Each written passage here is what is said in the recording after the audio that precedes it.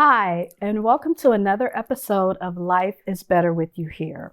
Today, our topic's going to be men's mental health, and our guest is Dr. Rayshawn Wilson. Thank you, Dr. Wilson, for joining us. It is a pleasure to have you here. Thank you. Yeah, it's feel good to be here. I feel like a superstar. You are a superstar. You are. We only have superstars on this show. Yeah, I you feel ain't like know? a superstar. All the lights and the You cameras and stuff, man. It's all about you. Let's go. So give us your bio. Tell us a little bit, and don't give the Reader's Digest version. The Reader's Digest version.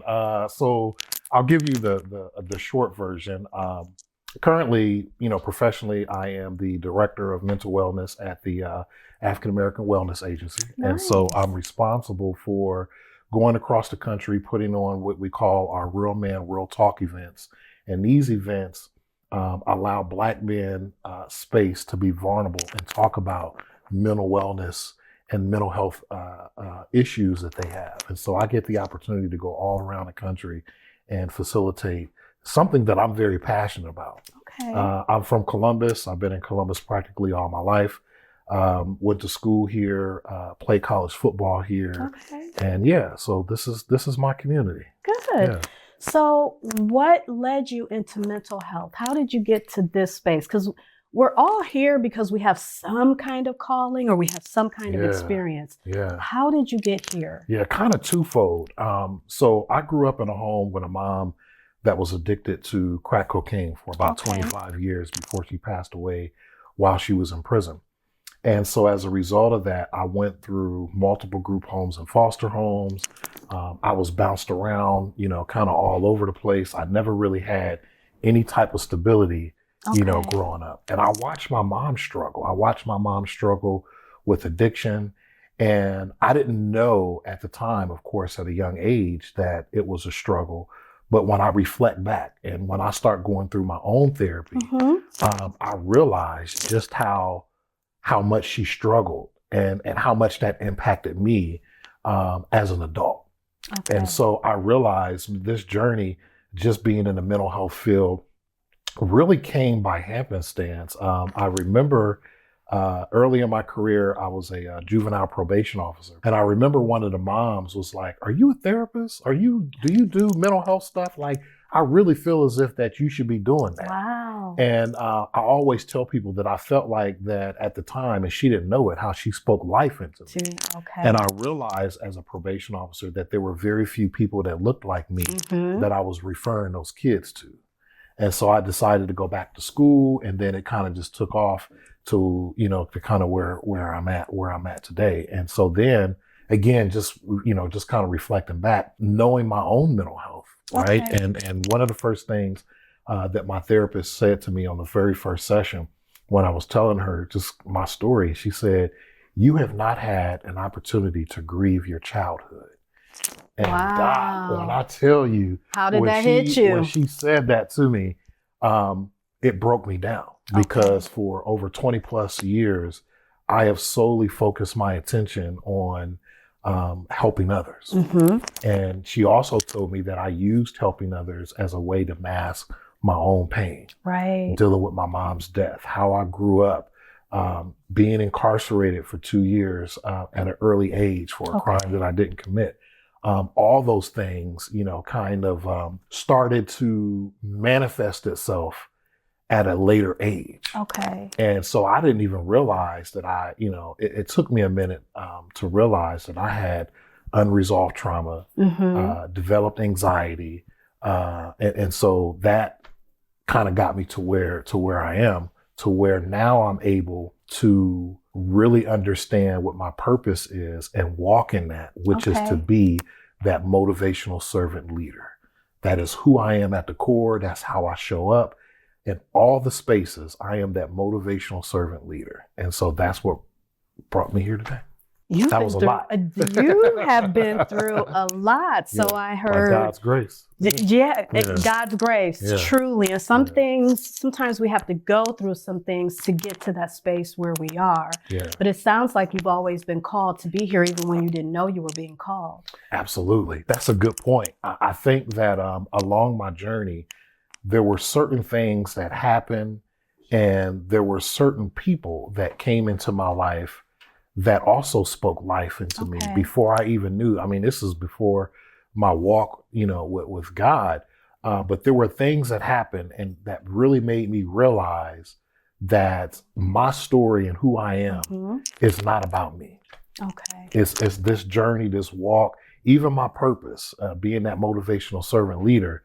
It's not about me. It's how do I give back? How do I pour back into other people? Okay. So I'm going to go back to what you said about taking care of other people, and that, you did that a lot. And a lot of us do that so that we don't have to think about our own problems. We'll take care of everybody else because if I'm doing this, I don't have to think about me. And so it's an avoidance tactic. It is. How long had you been avoiding your stuff? Like, when did this sink in? Like, about what age were you when you realized that you were running? I think there was a couple of different time periods where, I realized that. And let me say this too, is that, and this is not just for me, but this is for educational purposes for everybody else, is that when you are struggling and you have not dealt with things in your past, it always shows up in other areas. So it may show up, professionally. It may show up in relationships. It even showed up in the way that I parented. I was going to say, how did it show up for you? Tell me about the parenting. Yeah, so it showed up in the way I parented in a couple of different ways. Number one, always overcompensating, because I grew up on struggle and I didn't grow up on love. And so when you grow up on struggle and you don't grow up on love, it shows a little bit in parenting where, I struggled so much. And even though at the time you don't know that you're struggling because everybody close to you where you was living at was struggling, right? But you overcompensate a little bit with your kids in ways that I don't necessarily want to say that it's harmful. And then it also showed up, professionally. Because of that abandonment issues, it would show up, professionally at the same rate that it showed up in relationships, in that I didn't stay too many places long. Okay. I didn't want women to get really close to me, or I didn't allow them. I didn't allow myself to get close to women at the time as well. And I think that finally, probably this is 2023, so maybe 2020, 21 is when it really was like, you need to start doing something. You need to start doing things different, right? Wow. And I also, during that time period too, was when, because of all the stuff that I was dealing with too, suffered from gambling addiction too. Okay. And so that started to show up, right? And as a way of dealing with stress and all of that. So therapy, by the grace, I always say this, therapy over the past few years it's really been a game changer. And I will say too, it has helped me to be even more impactful. Okay. And especially right now in the line of work that I do across the country and working with men who also struggle with a lot of the same stuff that I do. Let's talk about that, because men, and Black men in particular, have a difficult time reaching out. How do you think society and cultural wise, what's the most difficult part for them? I think historically, we have not been allowed the space to be vulnerable. We have not, society has always taught us that as a man, we have to be strong. And as a man, we have to hold it down and can't show signs of weakness, and particularly not showing signs of weakness in front of other men. Okay. Right? We'll show in roundabout ways when it comes to women. We'll show our vulnerability when it comes to women, but when it comes to sitting down or getting a group of guys together and talking about stuff other than sports and women, and talking about, issues that really impact us, being a husband, and just what does it mean, the struggles of just surviving in white America? Yes. Which has always been, a struggle. And we could do a different podcast and just talking about the struggles of being an educated black male That in part. white America in certain spaces where the majority of the people that are there don't look like us, right? And so now I think society, you can slowly see, I think that, in my opinion, that things are trying to turn around a little bit where there are more spaces, there are more men. And I think social media has been a big help. Okay, Because good. you see people on social media, even famous people and sports people that talk about, look, I struggle. Yes. Y'all see all the fame, you see the money or whatever, but I struggle with feeling, if nothing else, I struggle with feeling inadequate. And how do I deal with that? How do I deal with the anxiety and the weight on my shoulders of having to carry everything and everybody every single day? Like that is rough.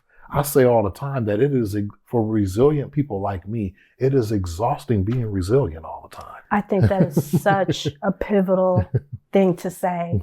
Resiliency is exhausting because you have to be resilient all the time. All the time. And when you're teaching resiliency, that's exhausting. It is. Because you carry that with you. And sometimes we can't afford not to be resilient, but we don't always feel like being resilient. Yeah. And for me, I say, because of my gift and knowing that God has chosen me, the requirement is that you are going to be resilient and you're going to figure out a way to make it, to bounce back. But only this time, though, in these times when you're bouncing back, you're going to listen to my voice.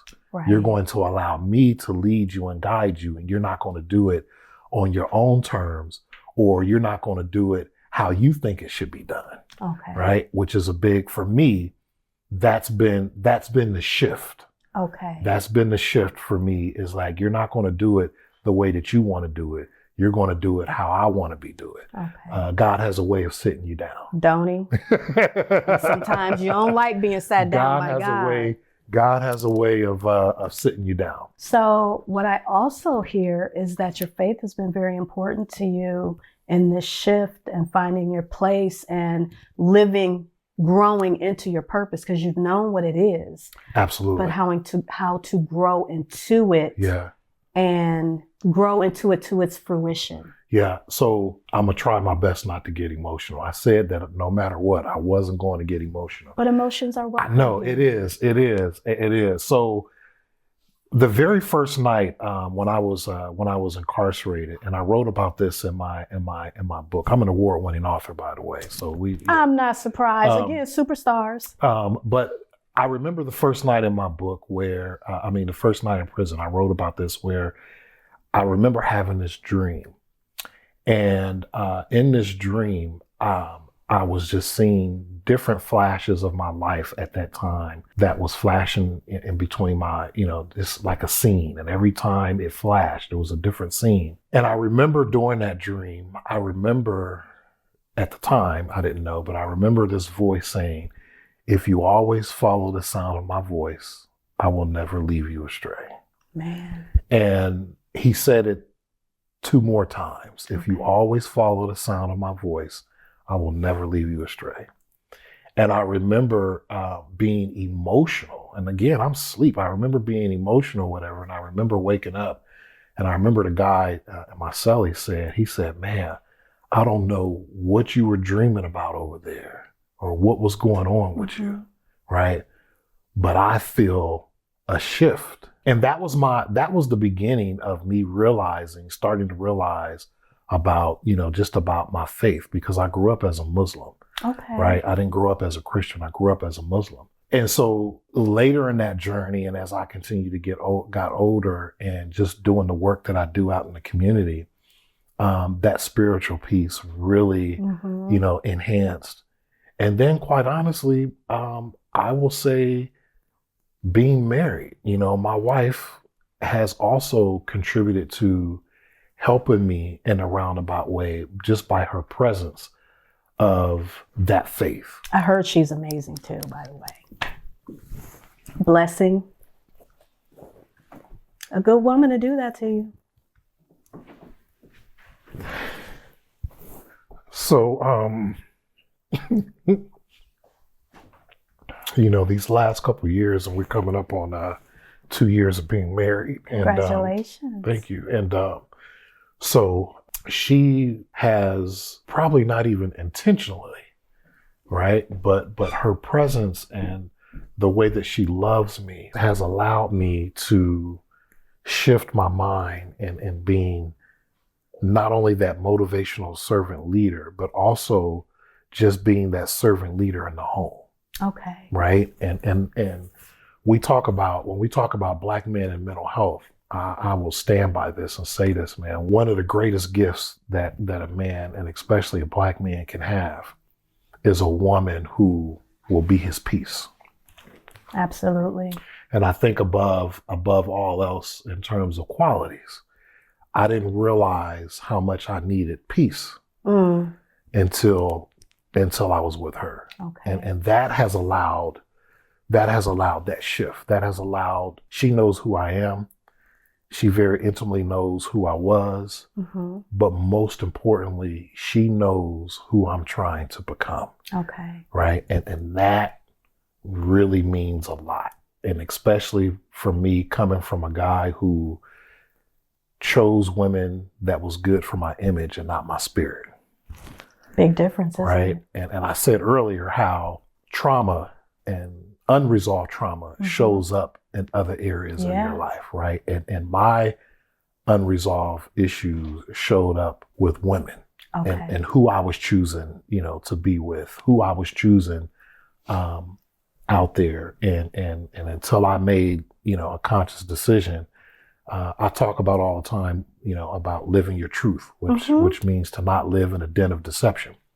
And one of my good friends, my sister, older sister, she told me, she said, until you get right with what your truth is in relationships, you're going to sabotage any woman that comes your way. And so when that shift took place, that allowed my relationship to change with her in order for me to even make her my wife. Okay. Right. So yeah. So all right. So let me wipe the tears now. All right. You got me. But this is a space for vulnerability. This is welcome. I love that. A good woman makes you cry. Oh, and listen. I can tell that you appreciate who she is and what she is. Absolutely. For your life. And you should have peace. Yeah. Between her and my kids, they will make you better. Okay. Especially coming from where I'm from, they will make you better. And also recognizing and knowing that you make them better. It's always reciprocal. Absolutely. Because they can't give you what they aren't getting. Yeah, absolutely. Does that make sense? Absolutely. Okay. Yeah, so absolutely. Not cutting yourself short of what you have grown into be. You came all this way and you have all these things to give. Yes, they provide that, but they couldn't provide it if you weren't giving it first. Absolutely. So I want to applaud and give kudos where kudos are due. Yeah, thank you for that. Okay. Yeah, thank you. Thank you. Tell me more about your story. You have overcome, you've done leaps and bounds, you give back to your community, you are vulnerable, you are the epitome of what we want our Black men to be. How do we get there? How do we get the rest of them there? How do we let them know that vulnerability is in essence strength? I think people have to experience these aha moments. And I definitely have had quite a few aha moments that got me to this point. And those aha moments have made me and have allowed me to put certain things in perspective. I think for other men, you gotta want it. Okay. And I think not only just want it, I believe that Black men, they want the help. I don't believe that they know how and know where to ask for help. We have a tendency as humans, we hang out with people that we have things in common with. Absolutely. Right. And one of the things that I'm very mindful of, or always been mindful of, and this is what I tell people, is that the people that you hang out with should be a reflection of your destiny and not your past or your current situations. I like that. So in other words, you have to be around people that's going to call you out on your mess, right? That is not going to allow you to continue to I say it all the time that you can't beat the demons you enjoy playing with. There you go. Right. That's powerful. Yeah. And so if you have other people that are dealing with those same demons, but you're not both collaboratively working together, you need to circle yourself around. For me, so I have people, what I call my personal and professional board of directors. Right? Okay. Now it's a small, and sometimes when seasons change, those individuals change too. But I think that it's important to keep people that are those personal and professional board of directors. I think that men, we want the help. We want the help. I think sometimes social media criticizes Black men for wanting that help. Yeah. In different spaces, and especially when it comes to relationships. If you look on social media right now, there's thousands of podcasts and thousands of people talking about Black men and Black women in relationships. And many of those are not helping us, but are really tearing us apart. Yeah. Right? Making it seem as if that being in relationships is not healthy. Like, since when is it not okay to take a woman to the Cheesecake Factory and have a good time? I have no idea, because I love the Cheesecake Factory. Listen, right? Like, when is it not okay to find ways to cater to women? And so I think they want the help, but I think there's so many distractions out there to where at times it's like, is it okay?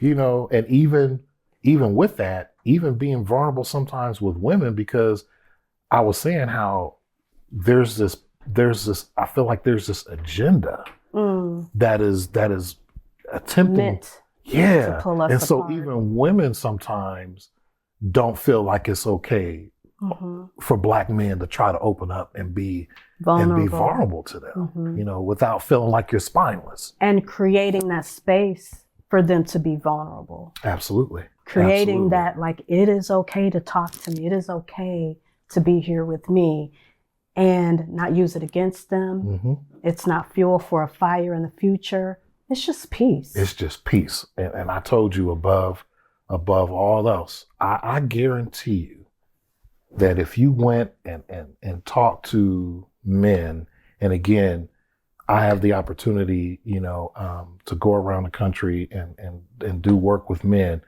I'm telling you, we want peace. Like, in a world where it's just so much chaos, it's so much chaos in the communities, where many of our communities, it's a survival.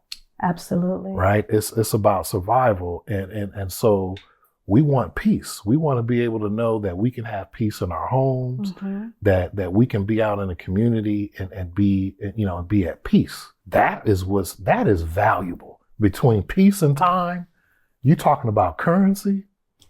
Peace is a valuable currency. But how many of our men have peace out in the community? They don't. I think they, again, kind of going back to, I think that you have to create it. You got to know how to create. I make sure that I do a fairly good job with setting the tone in different areas of my life of wanting peace, and especially even in areas that, in situations where I don't have control, I make sure that I have certain control over what type of peace that I have. Right. Even in my own home, is being able to create that. So it's also about setting boundaries. That is very important too. And man, like me and my wife, we have been in this season of making sure that we set clear boundaries with people, and even the people that we love, right? Because especially for me, who I have dedicated, I'm constantly pouring and pouring and pouring. I have to make sure that you don't allow people to abuse and use that. Absolutely. Many of us who are helpers, we get used and abused because people know that you're going to come and rescue them. Oh yeah. Right? They're waiting. Yeah, because this is just who I am, right? But I am learning in this season to create those boundaries and looking at there's three types of storms. There's storms that we create. Mm-hmm. There are storms that other people create. Mm-hmm. And then there's storms that are meant to teach us and to grow us. I like right? that. And so having experienced and experiencing all of those storms, you still have to know how to set some boundaries in each of those storms, and knowing people's storms too, Mm-hmm. right? When, there's nothing wrong with helping people, right? We've all been helped in some way, shape, or form. I need help every single day. I need help, right? But I have to set boundaries with people that are not helping themselves. Because I'm not going to work harder than you for what you say you want. I can't want it more than what you want it, right? It's not fair, right? So I set those types of boundaries. Mm-hmm. And it's more so, I set those boundaries, if nothing else, just for my own mental health. You have to. You have to, because you can't pour from an empty cup. Absolutely. So when your cup becomes low, because I know you don't let it get empty. Yeah. What do you do to replenish your cup? Ooh, this is good. This is good because not too long ago, I put something on social media and I was like asking people, what do you guys do for hobbies? Like, what's your hobby right now? And I was asking because I've never really had a hobby. And I realized, and even talking with my therapist, the hobby right now in this season is taking care of yourself, being the absolute best version of that motivational servant leader that you are called to be and to do. Okay. Right. And so that looks like a couple of things. It looks like, for something as simple as going downstairs in the basement and playing my video game. Love it. At 48, I love playing football because I'm competitive, because I played college football for 4 years. And so if it's nothing else but just sitting next to my wife and and we watching TV, or sometimes we're not even watching TV.